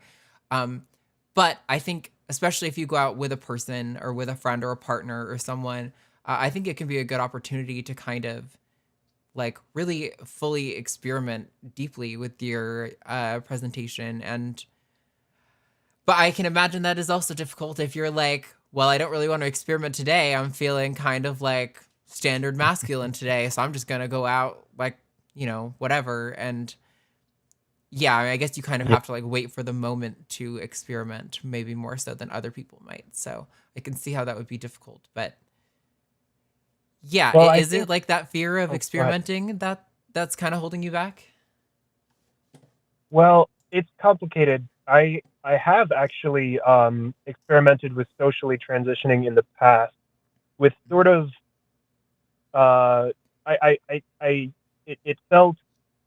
it felt right in some ways, and then in other ways it didn't. And I think there's a lot that I didn't give myself the time to unpack.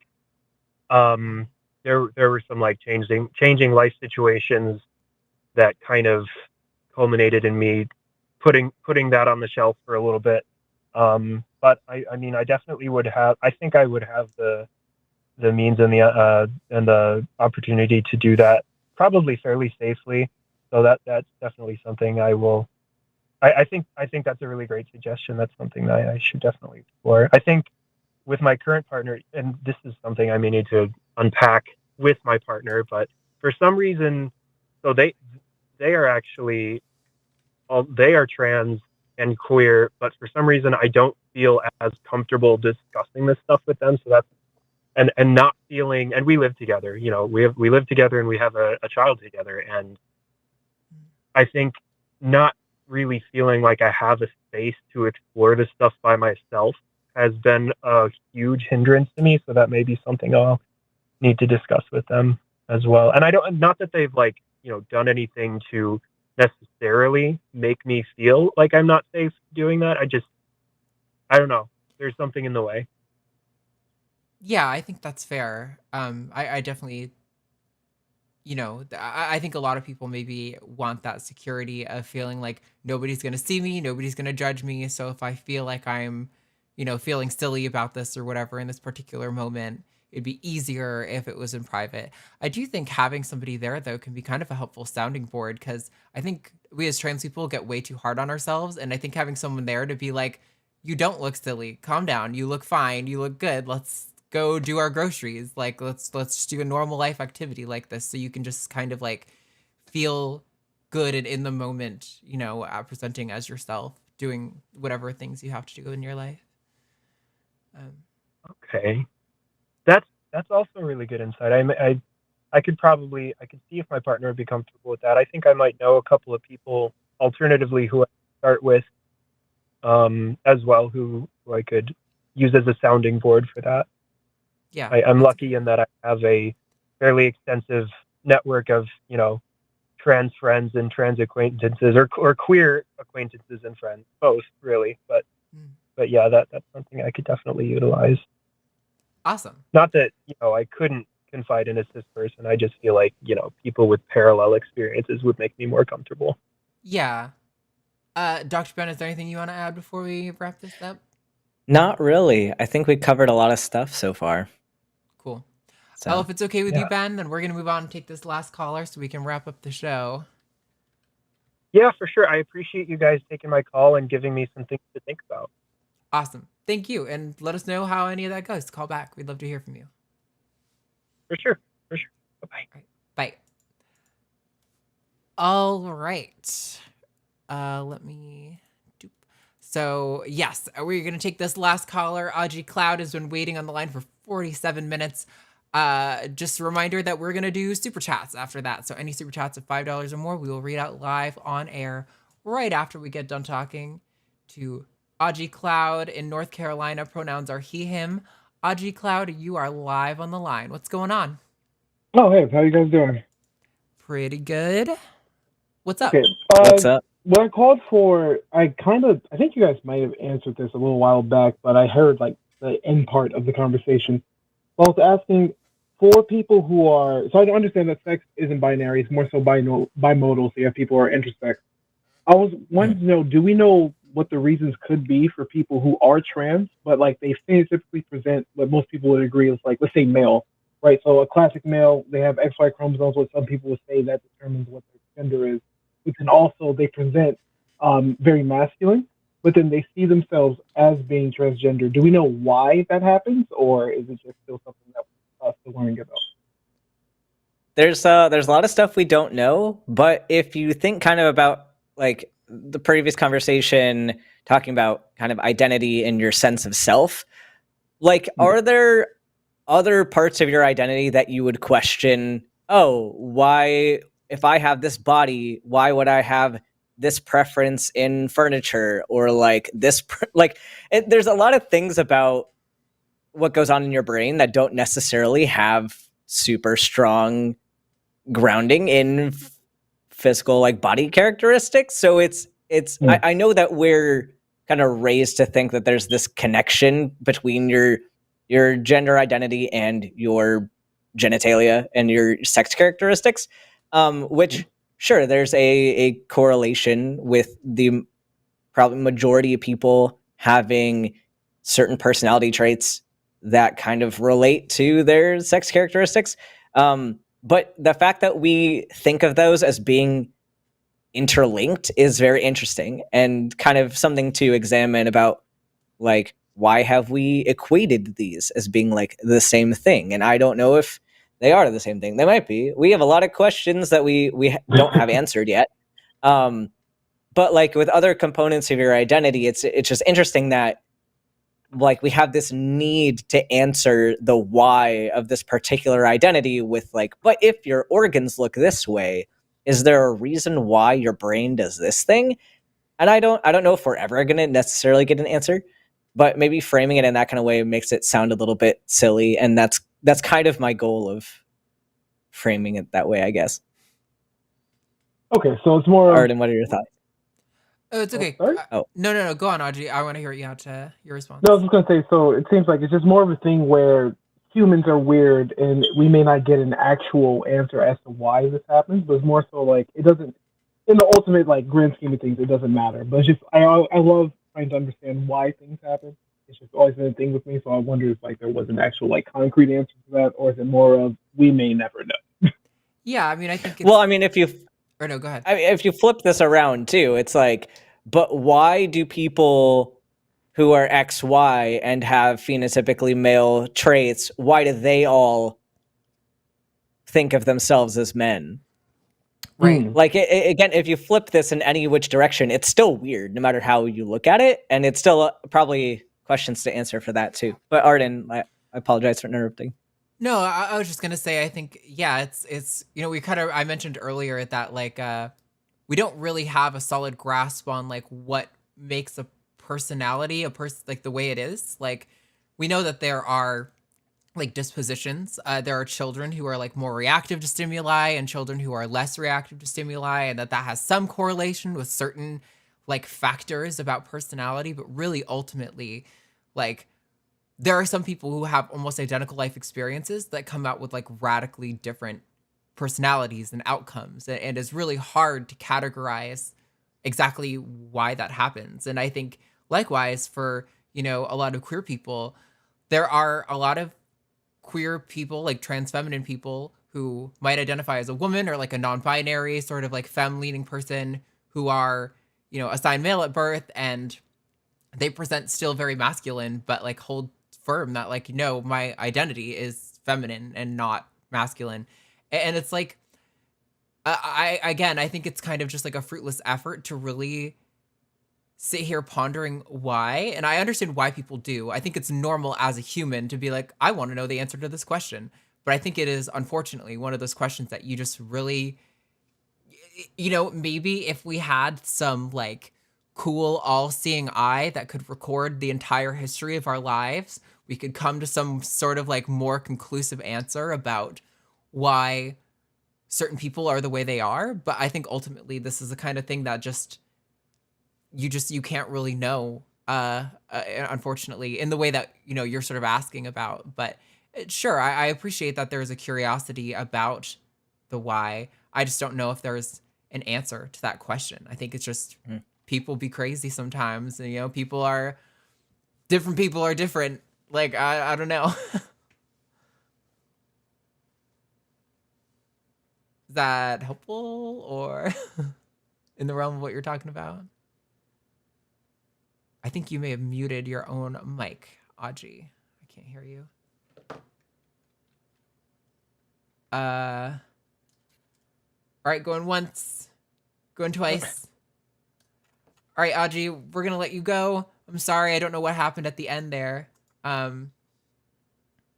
Hopefully, I think we kind of seem to have gotten to some understanding, but if you feel, Audrey, if you're listening, if you feel like we didn't really get to answer your question, because I don't really know what happened there at the end, you weren't muted on Call In Studio, you weren't muted in vMix, maybe you hit the mute button with your cheek or something.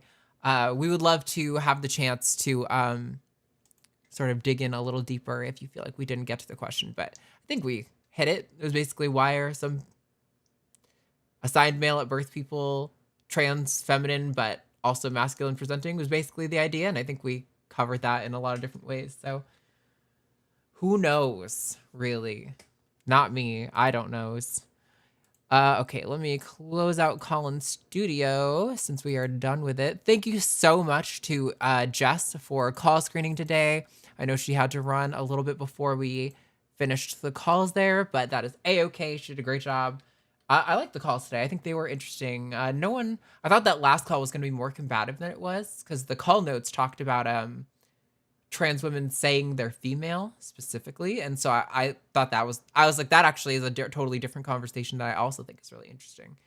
I would have liked to have gotten into, but that is okay. We talked about something else. And yeah, okay, let's get our super chats out. Let's do it. You want to go first? Yep. 120 check sex, because I remember the last time I was calling it that. From Naresh. If Ben is going to come here dressed like this, Arden better start dressing like a nurse. Please, no jokes about this. It's already awkward as it is. Hashtag team out of funds. No, this is apparently my Jimmy mandated uniform, because it apparently makes me look more professional. But if we're really going to play this game, Arden's going to have to dress like her job. And I don't know if that's... It's going to be I don't know if slutty that's nurse, safe. so titties fully out. No, just kidding. Don't get any ideas, chat. I appreciate the... Oops, sorry, don't make it more awkward. I already made it awkward with the initial joke. Thanks, Naresh. Got $4.99 from John Doan. Hey family, I'll miss most of the show today. Heading out to see the band Devo, one of my faves. I'll try to catch as much as possible. Lots of love to you all. Well, thank you so much, and lots of love back at you. I don't know what the band Devo is, Ben. Do you know Devo at all? No, I have no idea. Sorry. Okay. Fair enough. Neither of us know your band, but yeah. Also, we don't have that many chats, and I don't know if you know this, but it's Transgender Awareness Week, and I think you are obligated to donate money to some transgender people. Support trans people, right? You know.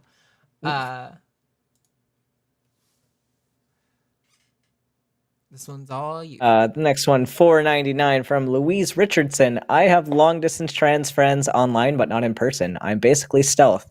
I did reach out pre-COVID, but that happened. Hashtag Team Arden.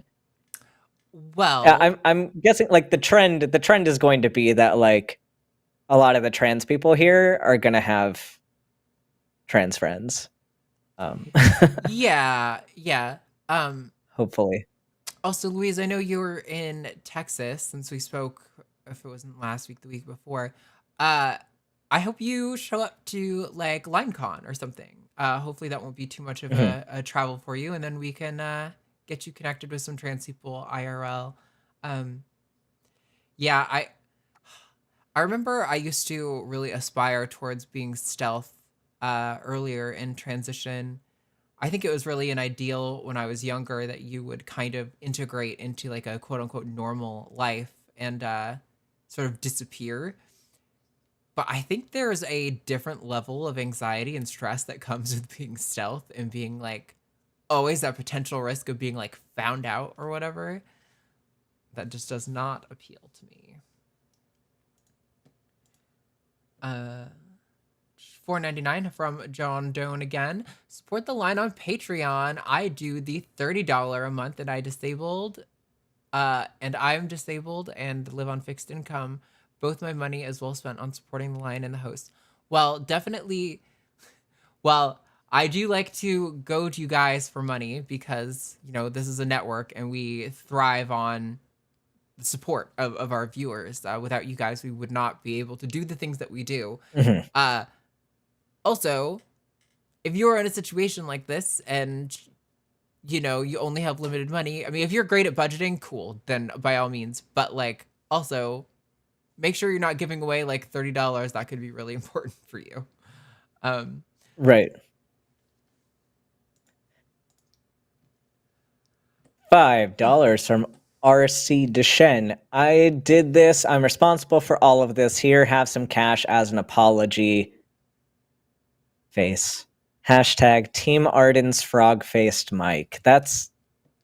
Ribbit.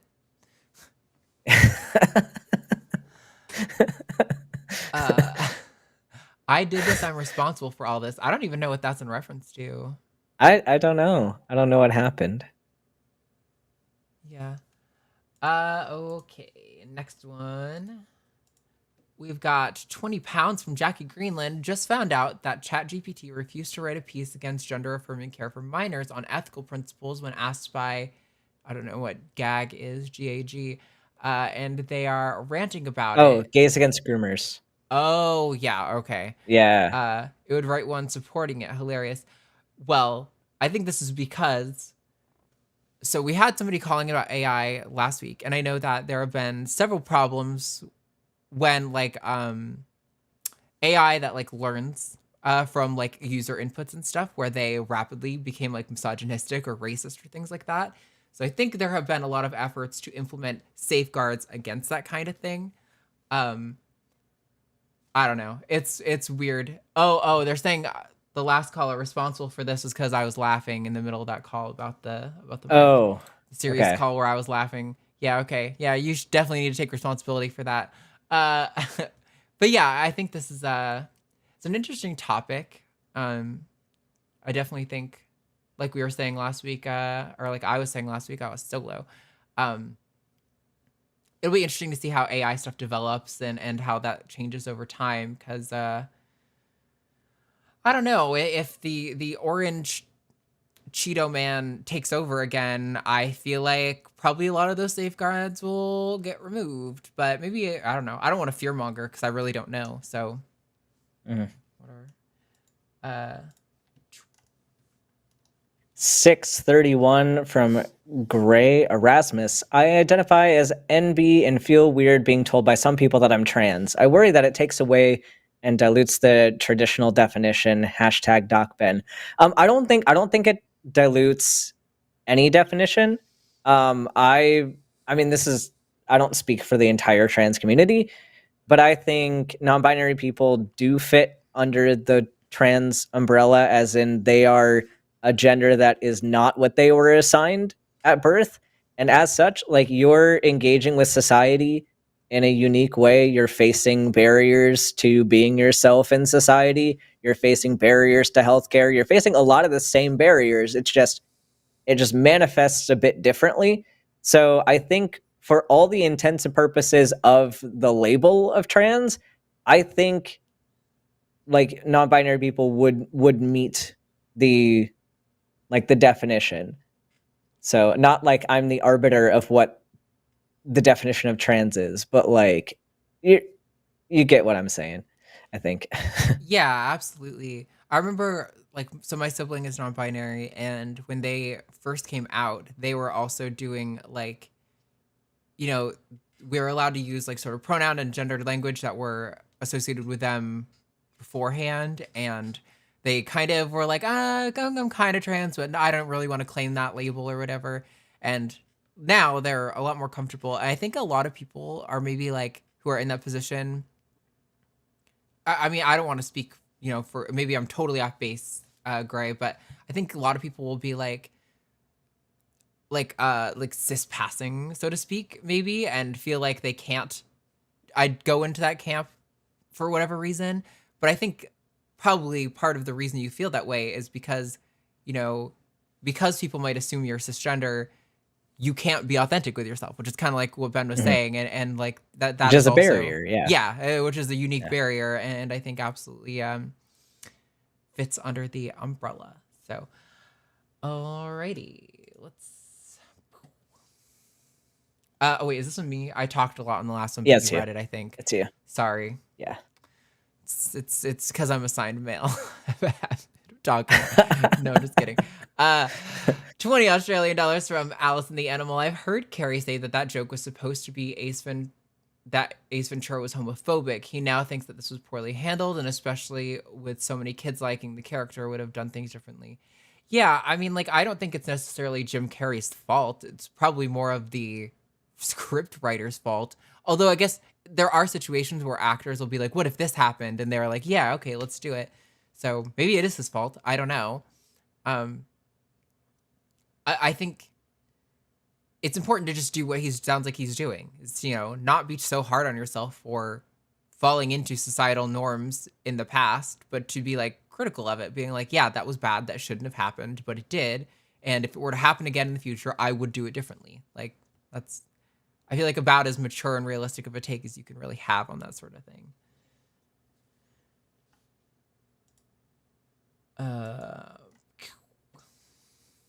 $5 from Adrian Morgan. Always great to have Dr. Ben on the show. I love women a lot, but having a trans mask rep and visibility is great. Sorry, Arden, but today it's #Team Ben. I appreciate it. I love being the token trans man on the show. No, but for real, like, love all the representation from everybody that we have. Hopefully we can diversify even more too. Yeah, I know somebody asked like a month or so ago about like our efforts to diversify the cast, and obviously like our hosts. Obviously we're always doing that, but I think, as I mentioned then, some of the people we have reached out to have expressed that, it kind of puts a unique burden on them to like be representing, like if they're like a person of color, to be representing that whole faction or something, or like I'm sure Ben might feel in some ways like you're kind of responsible for representing the entire trans masculine perspective on the show, because like there are no other regular trans mask hosts that we have on right now. So, I mean, I've said it before, I don't love being on the front-facing side of this. I love doing the production stuff, but if at some point in the future we have somebody who's confident and comfortable with that sort of responsibility and they want to take over, by all means, I'm going to be like, enjoy, you have it. I'll sit in the background.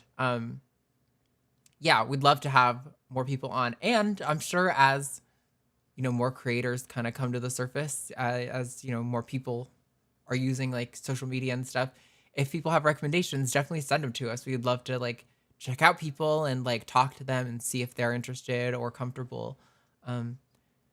Yeah, sometimes people just aren't on our radar. That's also a thing. Mm-hmm.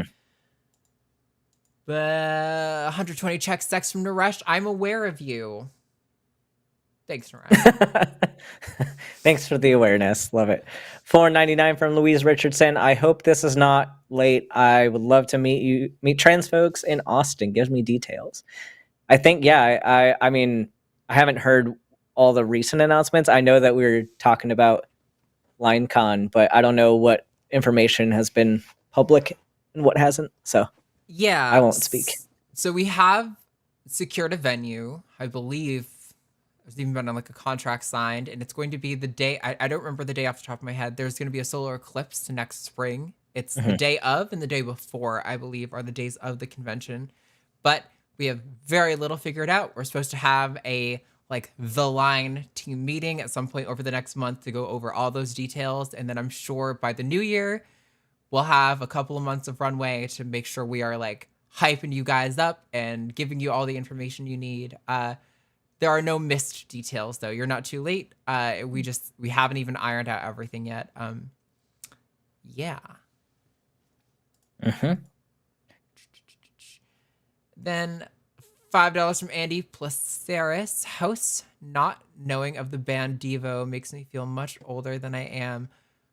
Okay. Also, I missed Monkey at Typewriters, which is basically also deriding me for not knowing. I bet Katie would know. I bet Katie would be like, yeah, absolutely, no. But I live under a rock, so. Okay, so the thing is, I suck at remembering band names. If you tell me a member of a band, I will never retain that information. If you tell me the song titles, almost certainly won't retain that information. This is the kind of thing my brain just doesn't work for. My dad was in a rock and roll band my whole life. I grew up we're talking 70s, 80s, and 90s rock and roll with a little bit of country. I grew up going to their gigs and listening to all this music. So something that Matt will point out is that I know a lot of these songs. When the songs come on, I can sing along to them because I've heard them my whole life. I don't know what the titles are. So Matt will always be like, have you heard this song? And I'll be like, I don't know. He'll be like, oh my God. He'll play it. And I'm like, oh yeah, I have heard that song. I just didn't know the title. I'm the same way. Yeah, it's just not something I retain. $5 from Monkey at Typewriter. $5 from... Oh, no, go. Do you want me to read it? Okay. $5 from Monkey at Typewriter. Arden must immediately take a crash course on the 80s and 90s music. That's 2 nights in a row. You reminded me that I'm ancient. Jerk, JK, big love. Again. Yeah, we just explained this. Yeah, I don't need to go into but it. I bet Katie would know. It's just one of those things. My brain just she knows all the bands. Does not retain it. Oh, and Matt just messaged me. Devo is Whip It Good. See, I absolutely know that song. But if you tell me Devo, I'm not going to be able to connect those dots. Music and lyrics, I'm the same way. definitely connect with, but bands and all that is just a big, can't do it from me. All right. And with that, everybody, that was the last super chat of the day. So as always, of course, I want to thank to our call screener, Jess, again. Thank you so much for helping out. I know you had stuff to do. Thank you to the mods. I see I got Cookies and Dylan. I think I saw Stephanie earlier and Ilya. Thank you guys for being here and modding the chat. And thank you, of course, to the viewers. Without you guys, we would have nothing to do here. So if you want to support us, if you like what we're doing, please go check out our Patreon. That's patreon.com/calltheline. It would be a huge help. That is the best way to support the line. Ben, do you have anything you want to plug or add before we zip on out of here? Not really. It might be a little while before I see y'all crazy people again, because I'm going back to inpatient starting next week. So I'll miss all of you. Please don't have too much fun without me. I'll be back sometime. Okay. We're going to miss you, Ben. But with that, thank you, everyone. It has been so much fun. We will see you guys all, not next week, but the one after,